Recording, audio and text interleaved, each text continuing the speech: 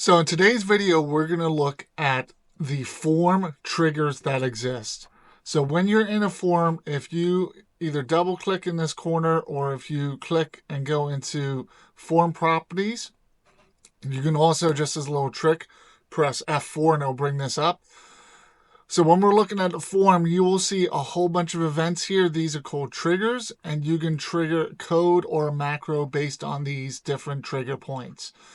One of the important things is to know the order of those triggers. So when a form opens, as you will see, if we go back here, you've got on load, and these are not in order. These don't give you the order that they happen in, but there's on load, there's on current, technically you use on click, there's on open down here, on resize, on activate.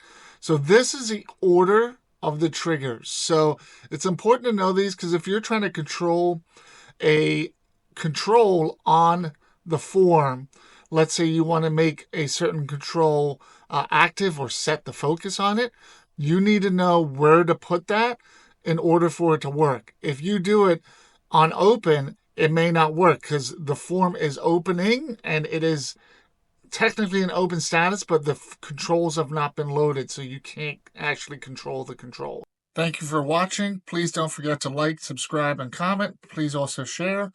Please go ahead and check all my other videos on my page. Have a great day.